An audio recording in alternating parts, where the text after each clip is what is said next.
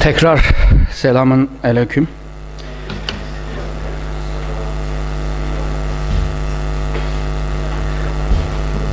Hem de Xitay hükümeti bunca Xitayni bu yerga yerleştirişninki maqsadiga kelayli. Birinci maqsad xavfsizlik. Mayli millatdan evvelki Xitayninki Han sülaləsinin Şərq Türkistonga Xitay yerleştiriş olsun. Mayli Tang devletinde olsun, mayli Mançur devletinde olsun. Bularınki Şərq Türkistonga Xitay nüfusunu yerleştirişinin maqsadi bu rayondanki xavfsizlikni qo'g'dash va shundaqla o'zininki toprağınınki xavfsizlikni qo'g'dash. Çünkü Şərq Türkistonninki coğrafyasını belki yaxshi bilisizlar. Şərq Türkiston şimaldan Altay Tağ ve g'arbda Pamir Tağ ve shundaqla janubda Kunlun Tağ. Bu üç tağ bir-birisi bilan bağlı. Tağların arasında ötüş yerleri var. Bu rayon tabii bir qo'g'dash bir rayondur.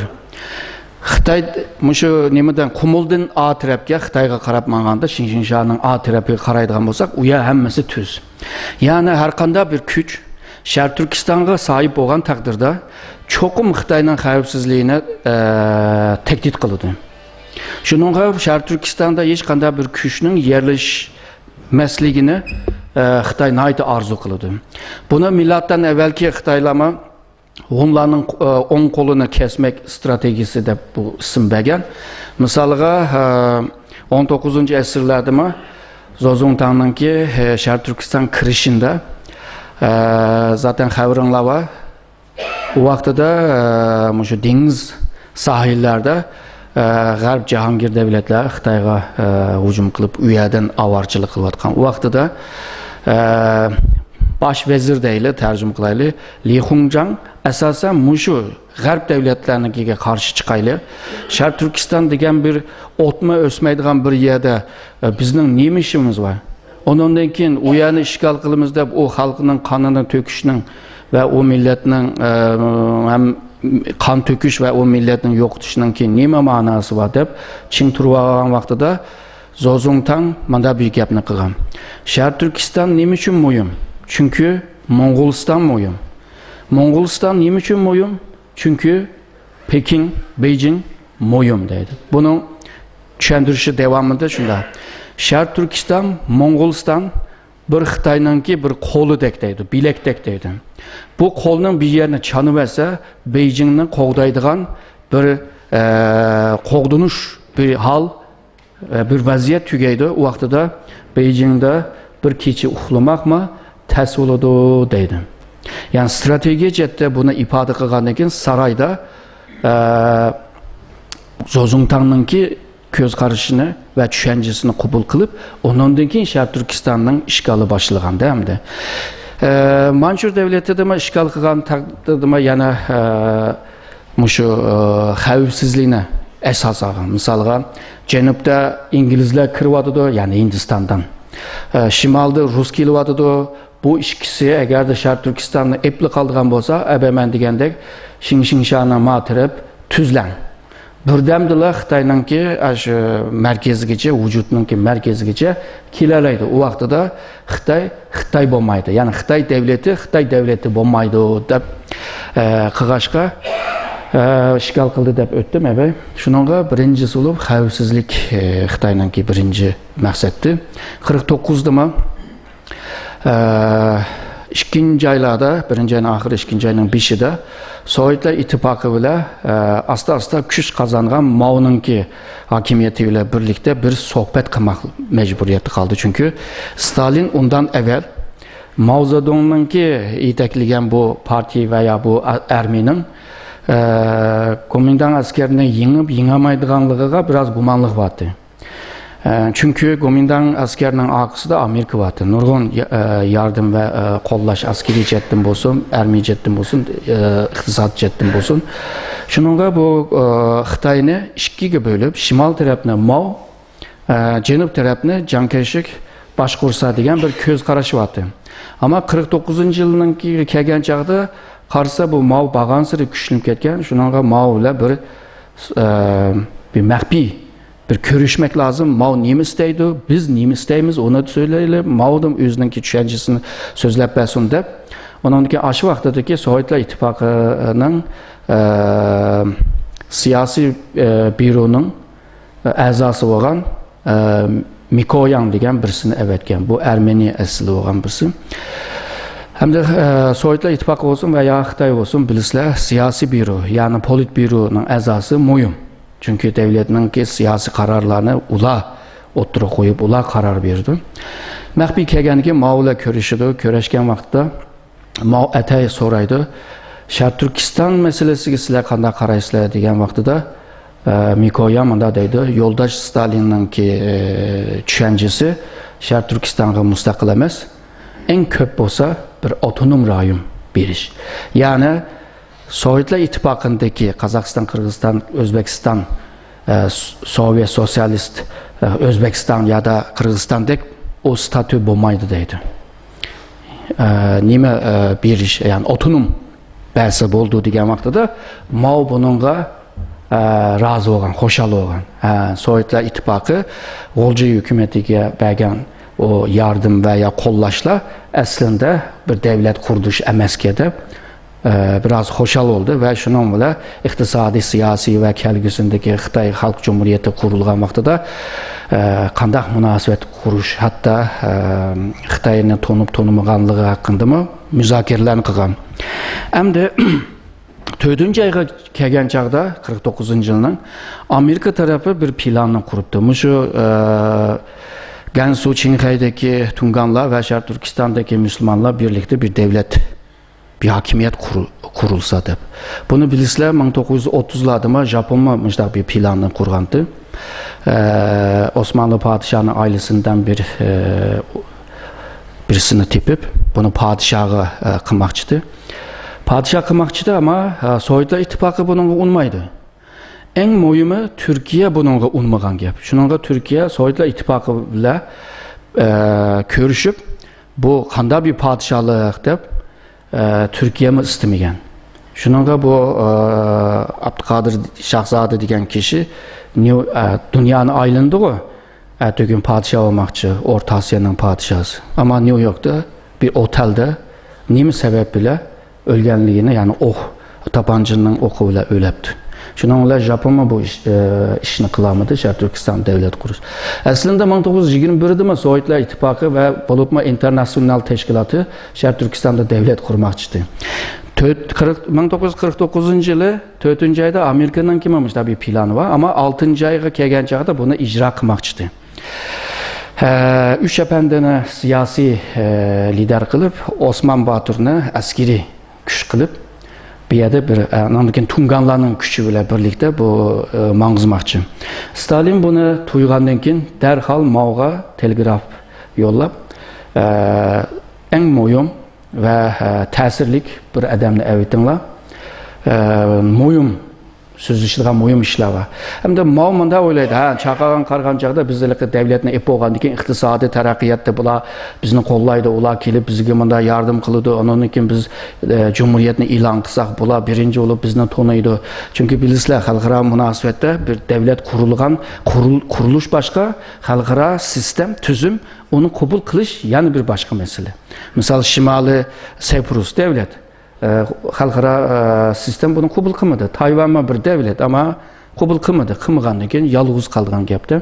Undan keyin bu sistemga moslashmagan odamlar bo'lsa, misol İran, Saddam, Kaddafi degandek moslashmasa, sistem onu yo'qotishga tirishdi-da, hamda mana deganda.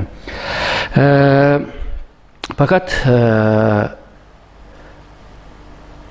Liu Shaoqin'i tanlaydı. Liu Shaoqin'i evitdi Moskva. Evetken vaqtida tabii ki ebemen degan iqtisodiy siyasi müzakereler kılındı ama Şərq Türkistan hakkında mı bir müzakere kılındı.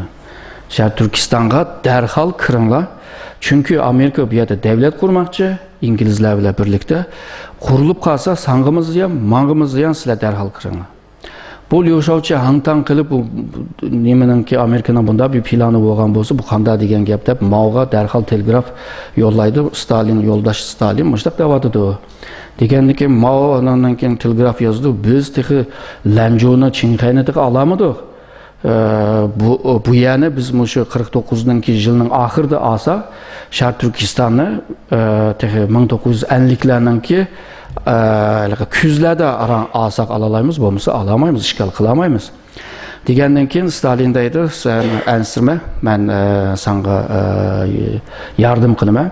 Yani Lenconu ağandan keyin Cevçen'den, Vuvuy'dan, Canye'den seni şu Kumulga kandak yötkeşini, arplan bile, maşin bile yötkeşini ve sana lojistik yardımını kılıman degelişki. Xitay armiyasi 8 ayının 26'sı Lenconu ağam oldu. Şunun bilan derhal Şarkı Türkistan kirishni boshlaydim. Yani Stalin Lyushovchig'i degan vaqtida manda bir gap bor. Şarkı Türkistan'da Xitay nüfusu nayta az. Sizlar bu yani işgal qilgandan keyin derhal Xitay nüfusunu bu yerga yetganlar. O tek san sıfırlanma birdi. Bunda boz olmaydı. Bu yerlik milletler %75 kalan yani Uygurlarını da vardı. Uygurlar %75, Xitaylar degenden ki onun mu emas %. Şununla sizler derhal kirish lazım deb kirib ve nüfusunu yutkeş lazım. Yani Şarkı Türkistan nüfus yutkeş yalğızla Xitayning ki tushunchasi emas.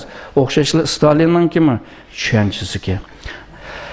Tabii bu devlet kurulamaydı çünkü üç efendilerinin ki iş efendisi yurt dışına çıkmak, chet elga çıkmak mecburiyeti kaldı.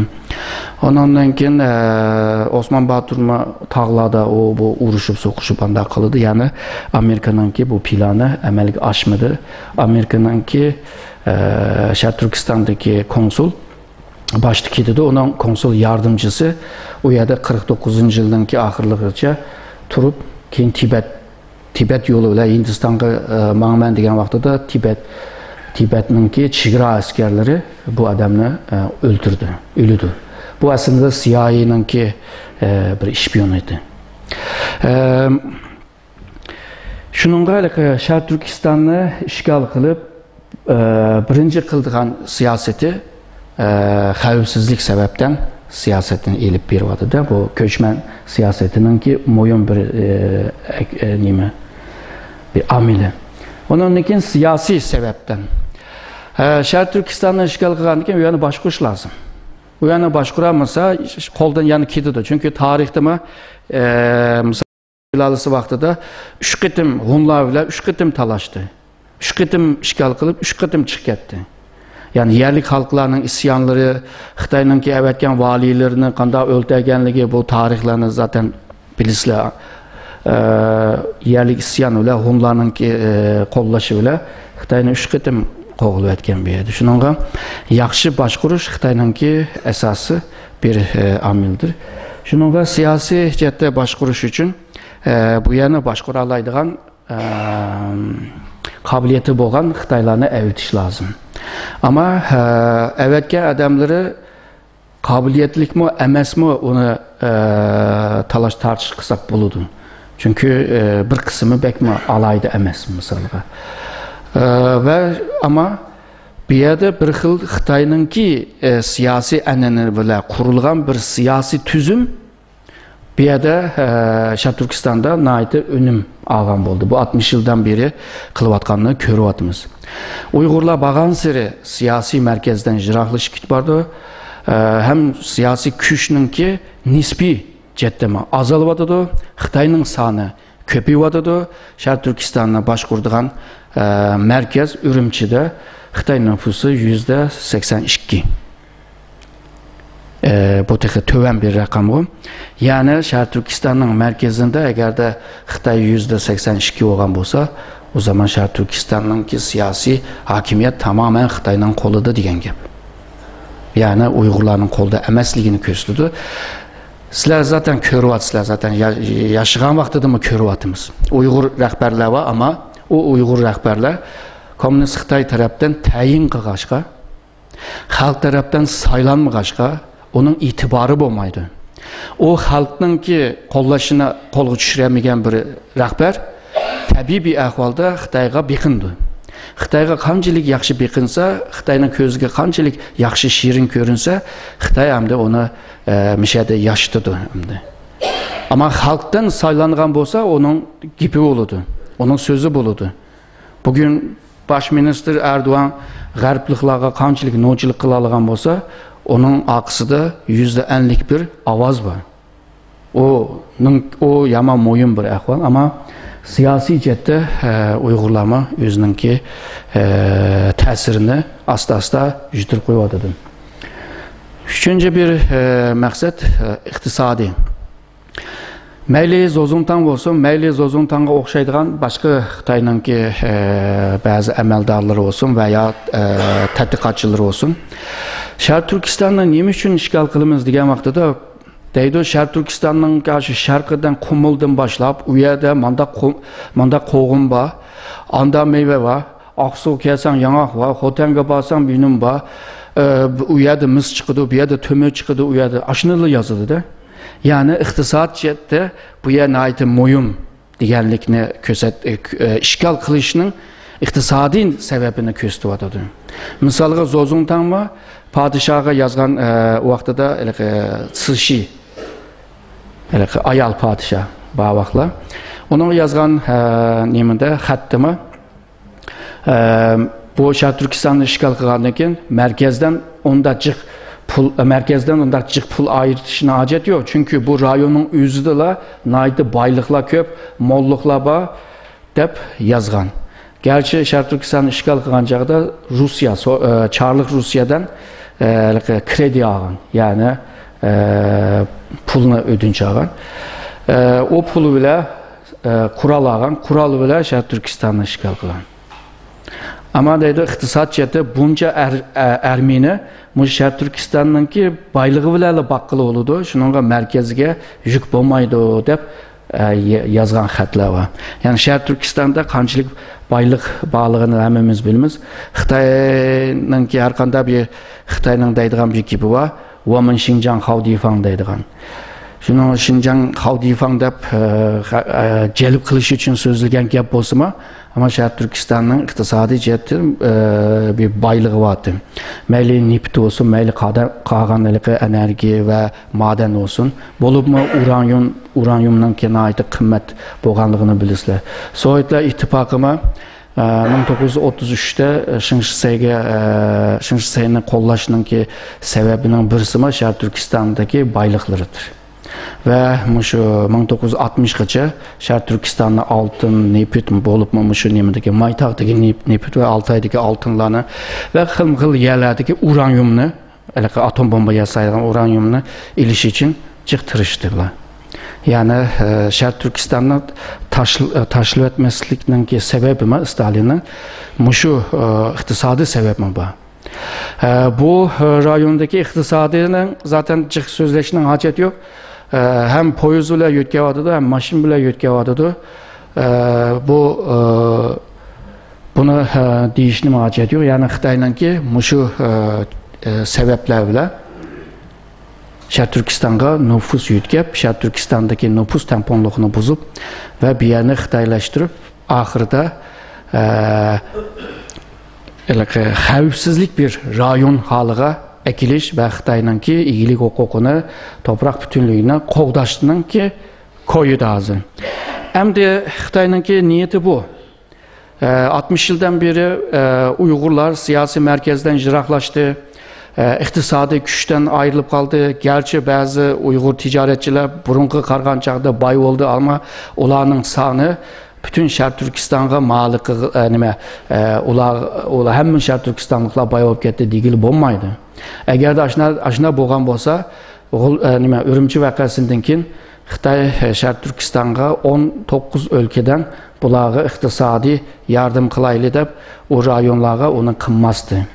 Ve Ürümçi vakasının chiqishining sababining bu rayondagi xalqlarning nayda kambag'al bo'lgan o tespitni o'tirib qo'ymazdi. Demek ki Sharq Turkistonda yine kambag'alchilik bor, ama boy bo'lgan Uyg'urlarni ko'ryapmiz, ama bir milletning boy bo'lishi eng azda %60 odamninki boy bo'lishi lozim. Shuning Xitoy hozir 2015'te bir qatlam boy qilish Sharq Turkistonni 2020gacha Xitoyninki umumiy saviyaga ekilishga tirishyapti. Bunun neticesi qandaq oldu bek bilmemiz nurgun nimeler var, kalamqançılık var. O 19 ülkenki insanlar Şarkı Türkistan'ın taraqqiyatiga mandaq qilimiz davatıdı ama bazen pulni xərcləş təs olğandan keyin mandaq bir banada nurgun Xitaylar pulun bir qismini yançıqı selişqa tırışıvatıdı. Bağan pulma qançılık pul onu san sıfırını bilmeyeceğiz hazır benim diyemeyimiz ama Xitay cemiyeti pulla dese tamam deydiğen bir ahvalığa geldi. Şununla pulga kelgen çağda o Xitaylar boş koymaydı dep oylayman. Medeniyet cette yani kültür cette Uygurlarının ki burunqı Xitay hakimiyetler Şarkı Türkistan halkının ki medeniyet vücuduğa çekin bakmağın. Tılığa, yaşam tarzı, o bulağı çekin bakmağın ama hazırki hakimiyet çekin vatıdı. Dini itikattan, kültür gece bütün şu sahada hemmini acizlaştırıp Uygur halkının ki kimliğini kriz halığa ekilip ahire fiziki vücut var ama millet yok halığa ekemekçi. Bunu cenepteki, Xitay'nın ceneplerdeki asanlık milletlerde körüvatımız. Ola yiğit bayramlarda onun kim özünün kiyimini kiyip bir millet de körüngen bile ama millilik diyen neyse kalmay vadıdı. Şarkı Türkistan'da mı bunda xatarlik peyda boluvadıdı. Əbəydən biri mən anlatıvatım, belki nurgun əlaqınlarının ki konuda bu ümidsizlik peyda boluvadıdır. Ama vəziyyətini əgər də doğru müjdaq tespit qılmağan təqdirdə onunla çare tepişmə bulmaydı. Elə ki kislərini yüşərsən, ölügün təyyar digəndək, aşkar digəndək, şununla biz elə ki vəziyyətini doğru körüb, doğru tespit qılıb, onunla karta doğru siyasetini ilip bir iş lazım dep oylayman. Şununla hem de bununla karta qandaq bir tedbir buluş lazım. Miyadaki haritalarga qaranglar, şöyle ki koyu renklerini qilgan yerler var, hemmisi diviziya. Kırşınvay olsun, turuncu olsun, yeşil olsun, mavi olsun, pembe renkler olsun, siyah olsun. Şu diviziyalar Şarkı Türkistan'ın tomularını qandaq şu çaplaşılıb aşını kolastığı tutuvaganlığını körələyimiz bir yerde. Hem de şu tədbirge kiləyli bu içiniş əhvalığa qarta birinci qıldığan iş belki tarih. Mən sizlərə şu leksiyana bərgəndən beri tarih degen gəplərini tolu dedim. Strateji leksiyasında ama tarihinin ki ekmiyetini ama diye. Çünkü bir tarih net veya uçuk ya da bugünkü milletke bir ruh biremese, onunla bir enerji biremese, onu bir canlılık tutamasa, o tarih öldü diyen gibi. Şununla elə ki Xitay'nın ki tarihçilerine bolup ma Gongzirjing misalga birinci qitim Şarkı Türkistan'ı işgal kılıp Şarkı Türkistan'ı bir ülke halka ekiliş yani özünün idari toprakka aylandırış ne birinci qitim otur koygan Gongzirjing'nin ki bir sözü var. Bir milletini yokutuş asandır. Onun tarihini yok kısanla tügüşüdür deydi. Bunu Atatürk'ün degen gepleri var, nurgun şu tədqiqatçılar, tarihçiler, siyasetçilerin degen nurgun gepleri var. Tarih olmasa milletinin bolmaydıganlığını. Tarihsiz bir millet kindigi yok bir millet degendek geplerim var. Yani çünkü bugün biz yaşayan bolsak bizdenki bir ütmüşlüğümüz var. O ütmüşlüğümüz eğer de yoklu olsa bugün leylep qalğan bir kokatdek, leylep qalğan bir yaprakdek qaldığan gep. Şununla tarihini yeniden kurup çıkış degen bir köz qaraşlar var.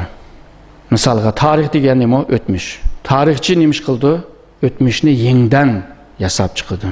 Bulup mu şu milli devlet, ulus devlet degendek şu hukumuna oturup koygandan beri devletler hemmisi hakimiyetini kolu düşürüp milletini okşaş halığa ekilip ulanın kimlikini, devlet kimlikini astı, ulanı şekillendirgen, şekil bergen.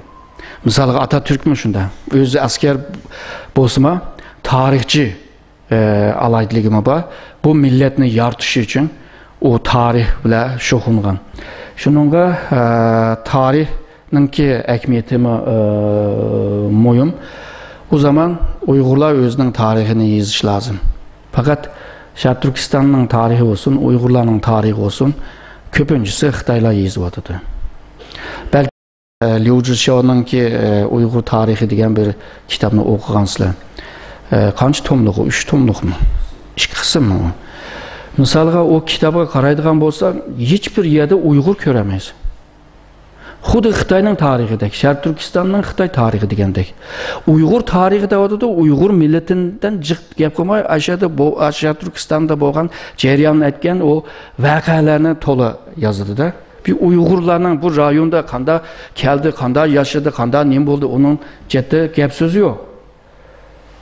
Misalga bizning Sharq Turkistonda milattan evvelki hatta 6000 yılgacha, 4000 yılgacha ilip baralaymiz.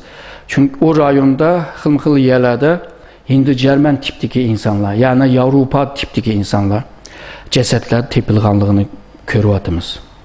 Bazıları mumyadaydı. Mumya emas de o kuru ceset demek lazım. Çünkü mumyanı bilirler, ölgenlikin iş kanını hemini çıkarıp işçine dardamanlarla darlap, onundan keyin işçiye binimlerini tıkıp, onundan tikip, onundan boyap yasap, anda koyganlarını mumya deyimiz de. Avu iç eza hemminimizi teyya.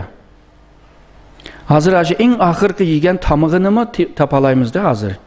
Aşı neçe min yıl evvelki insanlar. Mesela ula igiz boyluk, aktenlik, seyrek kegen, çarşılarıma biraz kumran mı dağılı, kahve renk. Mıda xaqlı. Mesela Xitay kaynaklı mənbələrə qarasaq, arkeologiyaya qarasaq mı, şu Şərq Türkistanın cənub tərəfdəki millətlər həmisi İranik degan gap İranlıq emas, İranlıqlara oxşaydigan, yani antropoloji cəhətdən, millət cəhətdən emas, antropoloji cəhətdən İranlıqlara oxşaydigan millətlər. Məsələn, Saka deyimiz, İskitlər deyimiz. Hatta Wusung degan bir cemiyet, bir çarıcı millet var bilisizler. Şu ısık yolundan ki şark tarafta yaşayan, Golcu tarafta yaşayan. Hazır Kazak ve Kırgızlar talışıvadı o bizden ata boğumuzda. Ulamı aslında ak seyrek, ak tanlık, yeşil közlük, aşağıda adamlar. Şunu demekçe, bizden Şarkı Türkistan'da milattan evvelki zamanda hem yerlik halkla yaşaptı hem de Avrupa aktenlikler yaşaptı. Onun için 840'tan kim Uygurlar bu rayonga yerleşidi.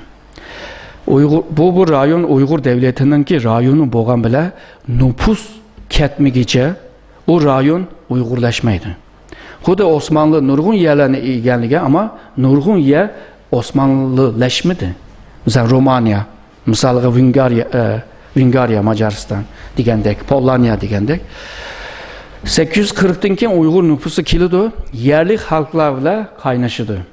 Yani bugünkü Uygurların iki atabağısı var. Birisi Moğol merkezi Orhun rayonunda olan o Uygurlar, ikincisi Şarkı Türkistan'da yaşayan asıl halklar.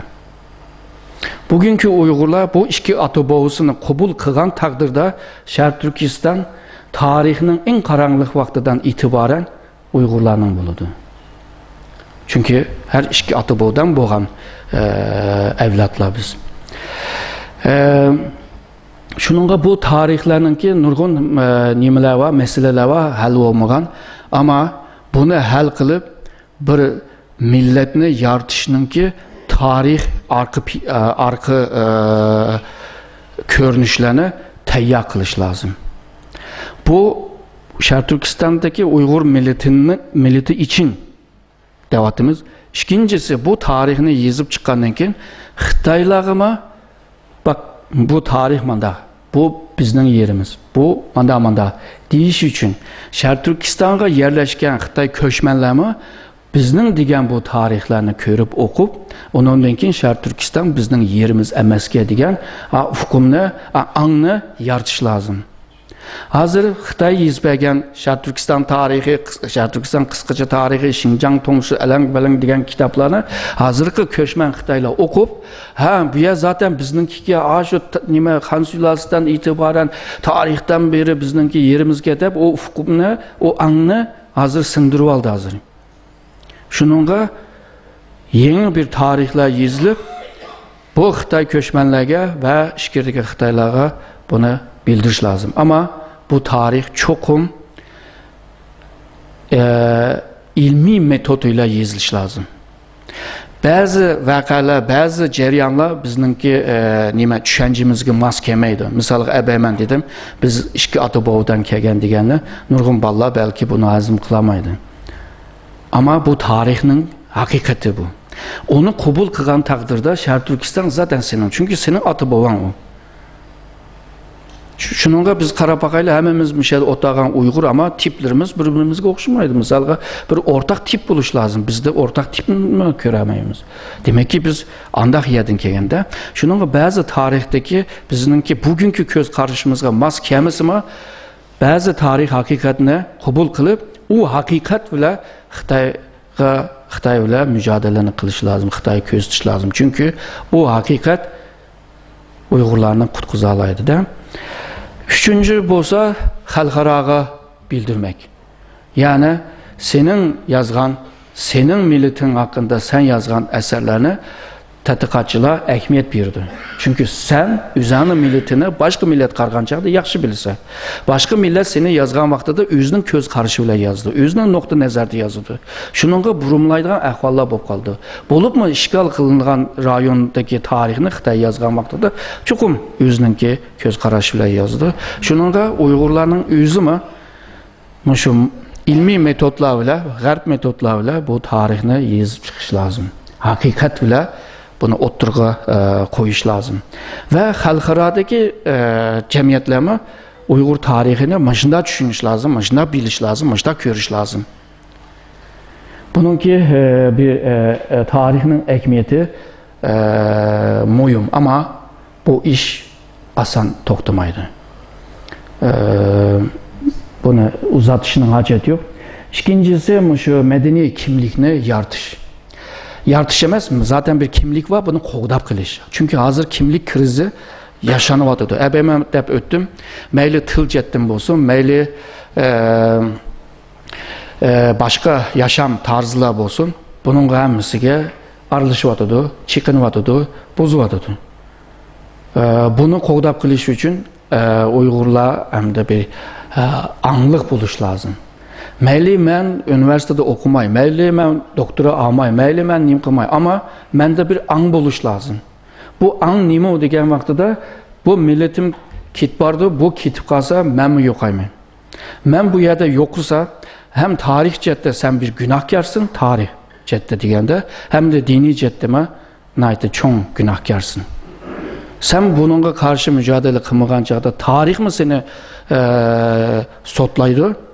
Hem de dünyada mı sotlaydı. Şununla bu bilinçini, bu anını yetiştirmek lazım ya da özlüğünden yetişmek lazım. Bu nayda moyun bir neyse. Bu dünyaya biz Müslüman bulup geldik, yani bizimki evlatına davet mi? Onda olsa sahip çıkıdığan işler köp var. Bununla an gerek oludu. Ondan keyin yani dinge kelayli. Dinning özü siyasi cihetten, tarih cihetten, sosyoloji cihetten, psikoloji cihetten, antropoloji cihetten, her cihetten dinge izah ve dinne düşendirgili oldu. Dinin özü ile yani dinne düşendirgili oldu. Şunu demekçi, yani bir din bir millet ile iç içe kırdır. Sen bir millet olup dinini ayıramaysan. Bulup mu Uygur halkıdek hem milletine hem dinine yaxşı müşündaq joğağan milletler bek azdı. Öz vaxtıda demekçi. 11. əsrdə Qarğanlılar vaxtında demekçi. Ve bilgisizler Kur'an-ı Kerim'de birinci olup Qarğanlılar devletinde tılğa Türk Qarğanlıların tılğı tercüm kılınğan onun bilgisizler. Yani dinin qançilik bir əhmiyyətlik bolğanlığını, mən degəndə xilmi-xil sahalarda bir milletni qanday qo'g'dab qoldiganligini hammamiz yaxshi bilamiz. Shuningga dinga nihoyatda ahamiyat berish, buni men demasam hammanglar bilasizlar zaten bu bo'layotgan bir voqea va bir jarayon, bularni yaxshi bilasizlar. Ammo mening demoqchi o'g'lim, ba'zan insonlar dinni quchoqlagan vaqtida veya diniga sarılgan vaqtida ba'zan boshqa bir yo'llarga ketib qilish mumkin. Chunki to'liq bo'lmag'achqa xato bir yo'llarga ketib qilish mumkin. İslamiyatni o'rganish bek tas emas. Hamda bilmaganlar uchun davotimi birinchi bo'lib islom tarixini o'qigandan keyin, ikkinchi bo'lib payg'ambarning tarixini o'qib, üçüncü hadis, dördüncüsü Kur'an-ı Kerim'ni okusalar İslamiyetini asan düşünüp alalaydı. Onun gaylığı profesör olmayan ya da birinin doktor olmayan dep o seviyede okuşunun ügünüşünün acı ediyor. Şunun gaylığı çalı pula okumay, toluk okup Kur'an-ı Kerim'ni mi bütünü öyle bir ayet, iki ayet mında isililip onundakin düşendirişemez, bütünü öyle ilip oturgu çıkan vaxtıda, o vaxtıda Kur'an-ı Kerim'ni yaxşı anlayan bolumuz ve Allah'ın kime yaxşı kolu bolumuz. O vaxtıda Allah'ın ki bazı yardımıga veya köngül bölüşüge erişeleyimiz. Uygur halkı məbəy dedim 1884'ten beri devletini, toprağını kaybetken, vatanını kaybetken, Xitay'nın ki idari toprağı aylanıgan. Ama o yıldan bu yılgacha bu mücadeleni kılıp kilvadıdı ve nurgun Uygurlar şu ideye kelgen. Ya biz Allah'ın aldığı kanda bir günah işlep kalgandığımız bu 100 neç yıldan beri mışında izliyordumuz bu Xitay boza kılıyordu, hiç kim yardım kılmadı, davatımız şuna koy. Dedik, mesela şahsen ben şuna oylagan. Ama 2001'den kin Uygur davası birdenle 180 derece aylandı ve başka bir mecra, başka bir yola kırdı. Bunun kanday yol deganimda Uygur'un ki meselesi, Uygur halkının ki bu hazırki bunda içinişlik vaziyet halkara sahneye çıkıp halkara halkının bir kısmı taraftan kabul kılıp köngül bölüşke başladı. Misalga Garip devletlerinin kişilik hukuk ve demokrasi düşünce nokta nazarında Uygurlarga köngül bölüyordu. Bunu nereden görürüz? Misalga Amerika'nın ki her yılındaki dini dokulatı ve terör dokulatında Uygurlarga qanchalik köngül bölgenligini görüyoruz. Bizning hiçbir teşkilatımız Ürümçi vakasında ya da ondan evvelki bazı vakalarda ölüp ketken veya yo'qolib ketken balalarning ismini biz yazıp çıkmagan vaqtida aşı Gariplarning ki kişilik hukuk teşkilatlar tarafından yazılgan. Ularning deydigan gap sizlar bizga material temin qilinglar, biz bunda qilaylik. Ondan keyin Uygur meselesi Xitay bilan munosabat bo'lgan nurg'un davlatlar bilan bo'lgan munosabat kirdi Uyg'ur masalasi. Masalan, Xitoyning O'rta Osiyo davlati, Xitoy, Turkiya, Xitoy, Amerika, Xitoy, Germaniya, Xitoy, Fransa, Xitoy, Rusiya degandek o munosabatlarning arasında ya o ro'shan ya da o'shirin bir şekilde Uyg'ur masalasi bağlaba. Bu Allah'ın bergen nimeti. Bu Allah'ın bergen bizni qo'llagan taraf. Ama bu Allah'ın bergen nimetini tutamagan vaqtida, işletamagan vaqtida, paydalanamagan vaqtida zaten sizlar menden daha yaxshi bilasizlar, Allah cezasını berdi. Ya tekrar Xitoyning qo'liga tutquz berib, başka milletninki hakimiyetga topshirib yurmandaydi, ya da qum bilan ko'mbitdi, ya da başka yöntemle. Shuningga bu diniy jihatda nayta anlık bir şekilde bununla yo'lga kirish lazım. Radikal emas da uç deymiz-ku Türkçe nima deymiz hozir. Uçlarda jümeyli. Çünkü İslamiyet onu bizga o'rgatmagan. Uçlarda jümek lazım. Onu yaxshi o'rganib, yaxshi bilib, onu nima qilmoq lazım. Ben Tayvan'da İslam ve terörizm deb bir doklad vergan Tsinghua Üniversitesi'nde. O Xitoylar anlab, hang-tangla qolgan gap. Ya bu Kur'an-ı Kerim'de bundan narsa yo'qkan bu. Deb. Misalga İslamiyet'te adam öldürüş çok günah. Bir adamını öldürsen bütün insan günah işler. Adamını halganca öldüremezsen Onu jangda öldüreleysi. Hem de jang açkan vaqtida düşman sana başta saldırgan vaqtida sen onundakin karşı koyup öldüreleysi. Bunlarni anlap Xitoylar aşağıdaki Xitoylar hammasi hantan qildi, qanday endi tushunayapmiz. Demek ki bizninki qildigan din jetde qildigan nurg'un ishimiz var hakikaten. Yani tushundiramapmiz. Aslında biz özümüzmü yaxshi o'rganamidik. Misalga bizde tarih boyunca bizde ilgar filozoflar çıkmagandek, bizning tariximizde dini mollalar çıkan bile ama Şarkı Türkistan təbəəsindəki damollalar. Mening deməkçi oğlum, O'rta Asiyana ve qalan İslam dünyasına təsir yetkizələydigan manda damollalar lazım. Bunda damollalar çoxum Kur'an-ı Kerim'ne esas kılan damollalar buluş lazım. Evrensel, universal mındaq bir köz qaraş ilə oturup çıkan vaxtada nurgun Müslümanlar seni kollaydı, akında sana yardım kılıdı. Tar bir yerge ekegen vaxtada marjinal kılıp yalğız kalısı. Şunun bu dinine ekmiyet vermek lazım. Onun için halkara hukuktan faydalanış lazım.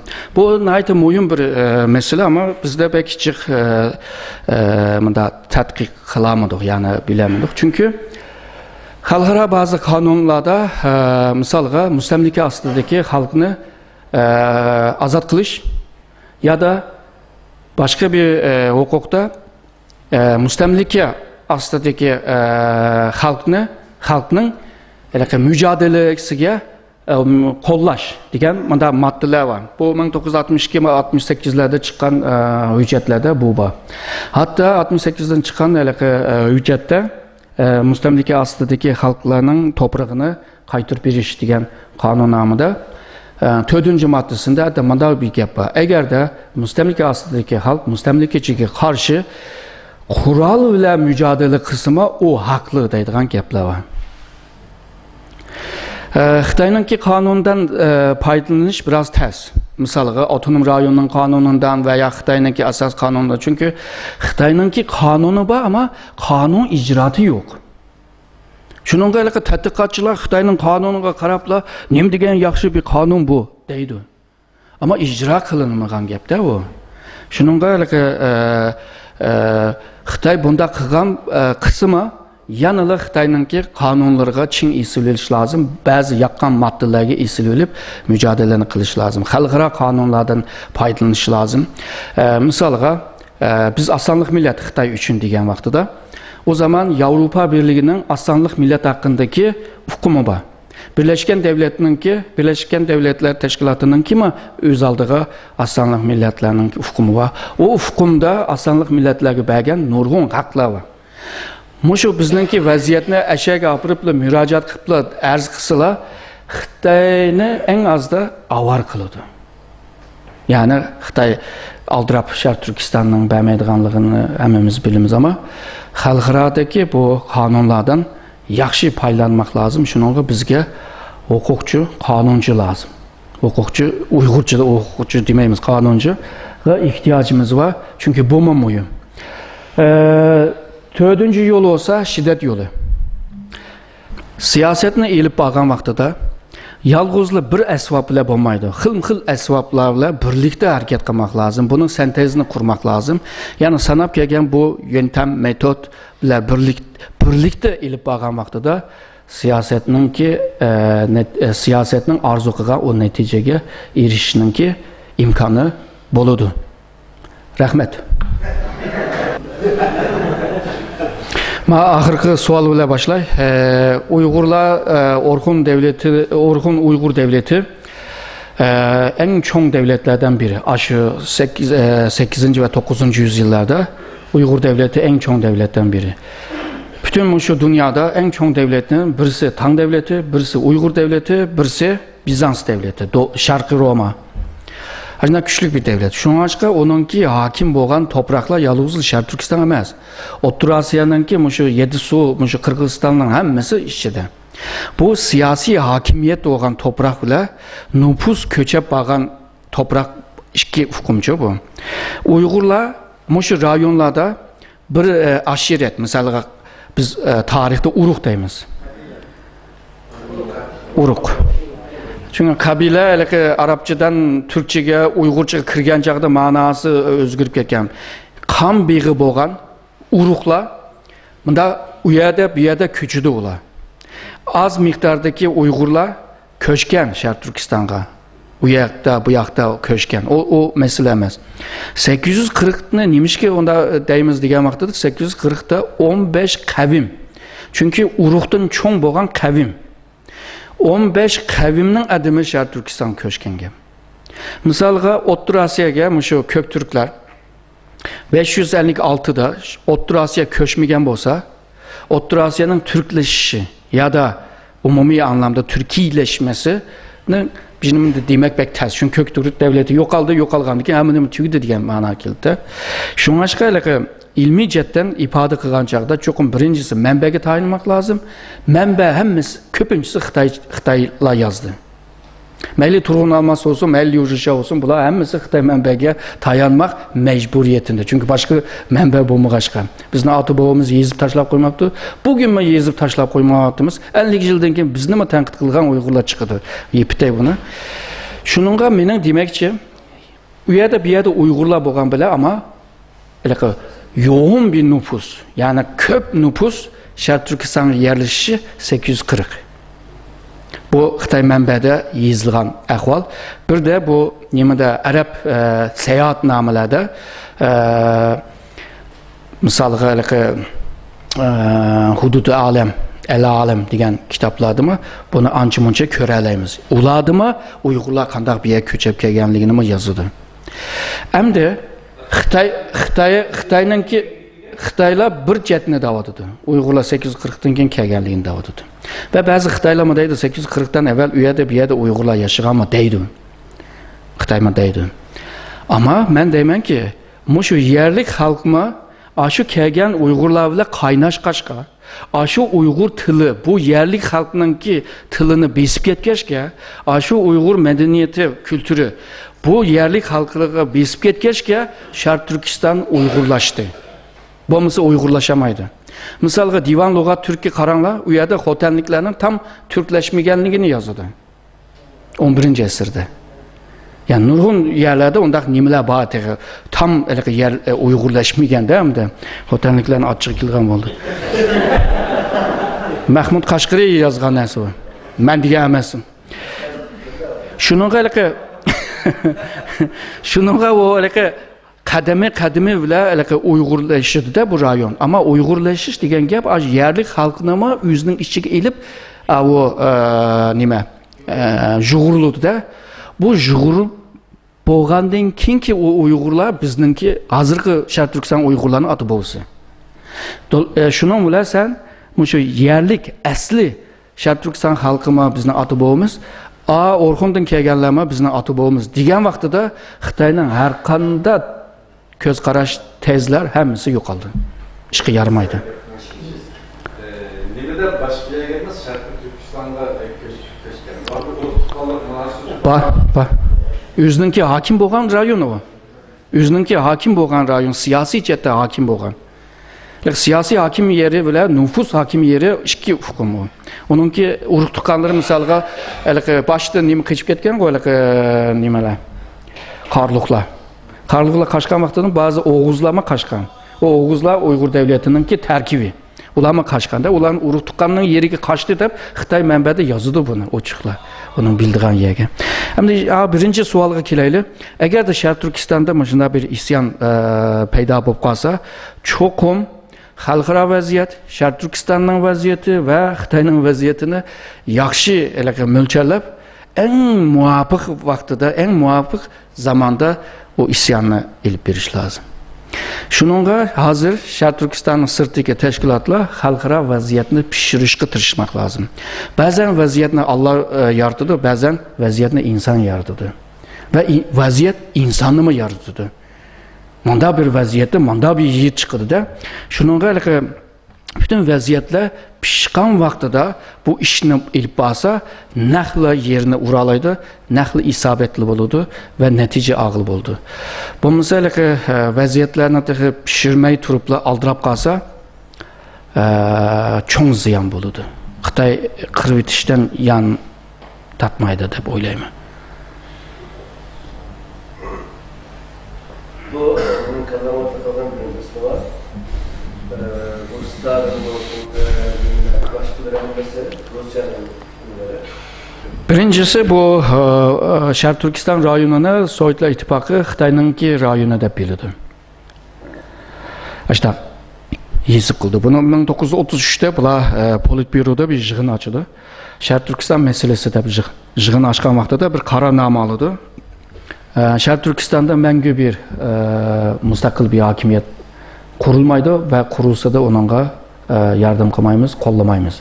1933 şöyle ki Cumhuriyet kurulgandan keyinla. Çünkü Hindistan tövende.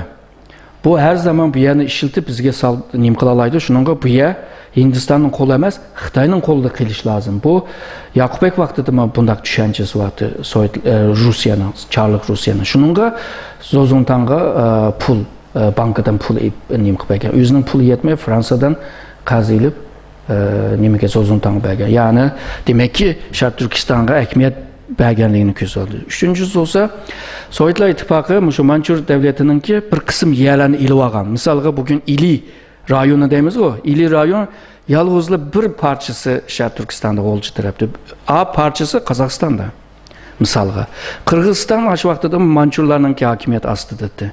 Bularni Ruslar aldı da algandan keyin şu olcudan bir sızık sızıp hem de mayak şu neminiki Xitoyninki mayak bizninki deb kelishimga imzo qilingan. Hem de kelishim degan narsa ba'zan da iptashvasim bo'ldi deymiz. Ama bazen devletlerin ikki munosabatini yaxshi tutish uchun hammasi şu kelishimga qo'l qo'yish va bosh egish lazım. Misalga Osmanlı, İran, Safavilar arasındaki kelishim misalga hiçbirisi bozmadı. Bozmag'achqa bular urush kelishimdan keyin urushmadi misalga. Bu kelishimning kima sebebi bormidi? Shunga Şark Türkistan'la o şekilde qarıda. Belki mandaq savolmi keldi. Unda olsa 44'ke Cumhuriyetke nemishga qo'llaydi o bu da. Stalinning qo'llashindimi Şark Türkistan mustaqil Şark Türkistan'ni qurayli degan niyati de yo'q ekan.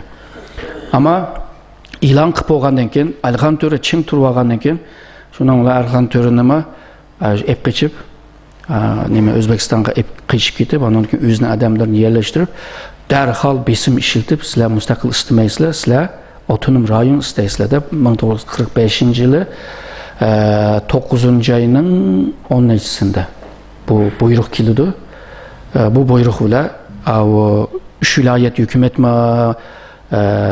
muhtariyat istagan Cankayshikdan, uch apandilar muhtariyat istagan, ama ikkisi bir-birisiga kelishmaganda, ama her ikkisiningki maqsadi muhtariyatda. Yani Sovetlar İttifakı bunu Şark Türkistan'da mustaqil bir devlet kuruluşundan ensireydi. Çünkü O'rta Osiyoga yaxshi misal bo'lmaydi.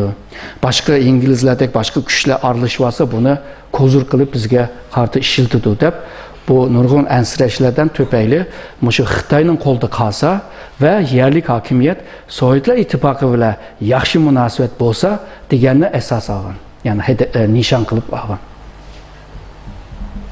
Şark Türkistan'daki o'rni pek yaxshi emas.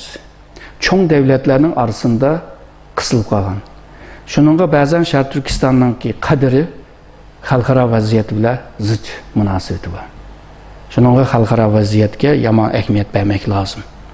Bir şey mesela bu kurguların karaylanan olsan bile çıkartım aynı beyran olsun kayıt tırılgan millet genelde. Bu kadın yani beyran oluştu da artık dünya tahtı tutuyor. Yani de kayıtta canlanalar mı millet? Hem de evvel Allah bunu bir tarafga koyaylı, hem de insanga kelaylı. Uyg'urlar har qitim yengdan o'ttirib chiqqan vaqtida diqqat qilsak bir yangilik bilan o'ttirib chiqqan. Ideya jihatdan, zihniyat jihatdan bir yangilik paydo bo'ldi. O yangilik uni qutqizdi. O yangilik nima deymiz, islohot, o'zgarish, ondan keyin innovatsiyani nima deymiz? Yenilik yaratish va yaratış, yani yenilik yaratış. Bularni qiladigan taqdirda innovatsion. Ben Uyg'urchani yaxshi bilmagan. Ama lekin bunday yengilish emas, bir xil ijodiy, bir xil yenilik, bir yaratish degan bir ma'nosi bor. Lekin haq qilamaganni, sen o'zingni isloh qilgan jarayonda haq qilamagan, ko'ramagan yenilikni mi yaratishdi? O vaqtida biz o'zimizni qo'g'day olamizda. Shunga milliy shuur va milliy ongning boshda yerlashib ve o nişan için hizmet qilgan taqdirda menimcha Xitoyninki raqamiga qaraganda 11 milyon Uyg'urlar var. Menimcha bir ishlarni qilib bo'ladi deb o'ylayman. Chunki bir tarafda yine Allah'ımız var. Bir tarafda biz tirishmasak bo'ladi deb o'ylayman. Bu dunyoda nima o strateji bilan munosabat darsda nima leksiyada dedim. Amerikalik strateji mutaxassislarininki bir ataqli so'zi var.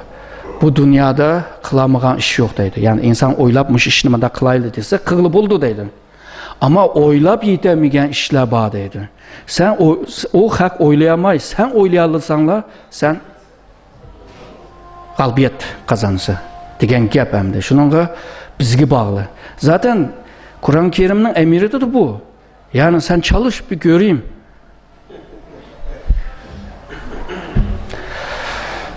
Sual tüydü mü?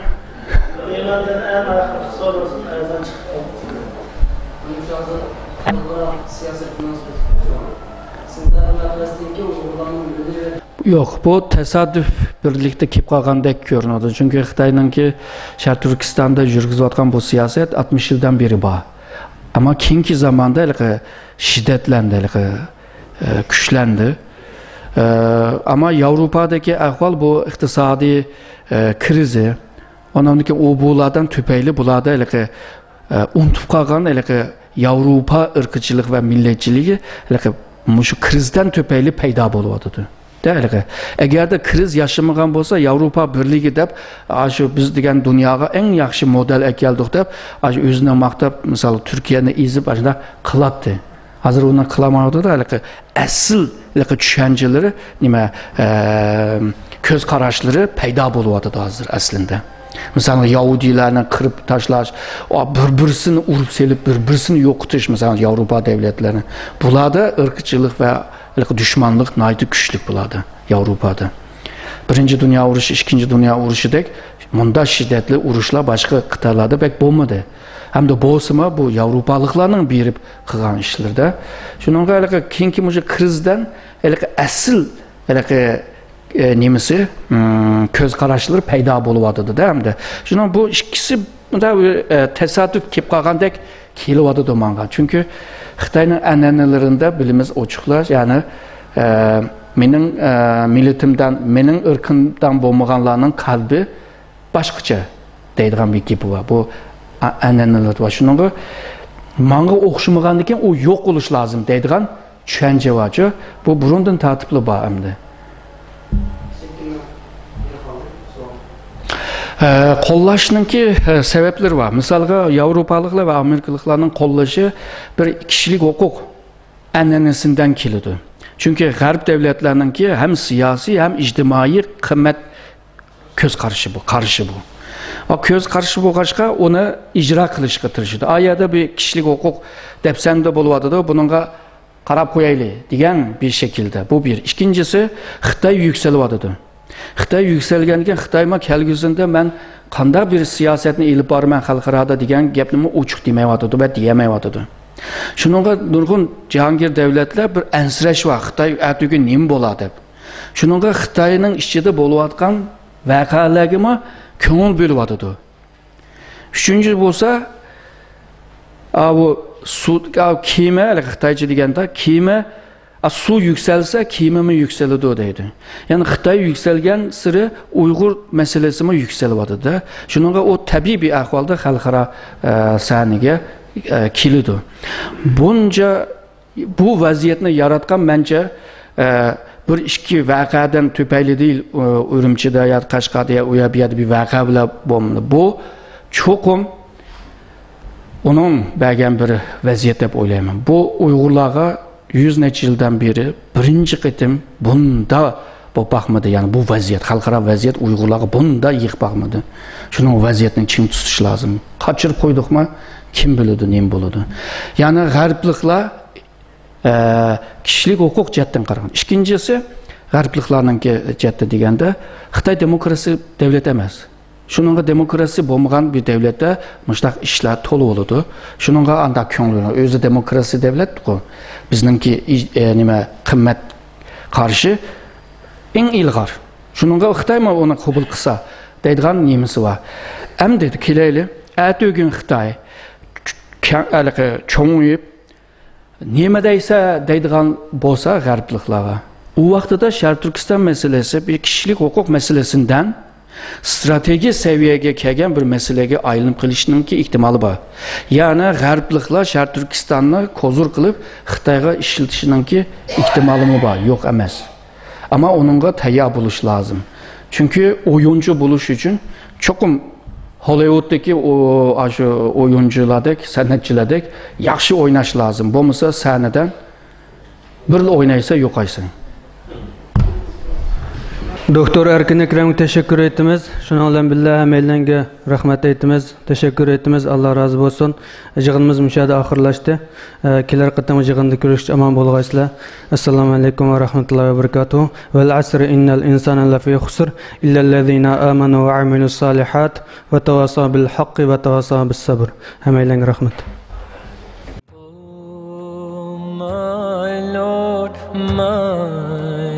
Sins are like the highest mountain. My good deeds are very few. They're like a small pebble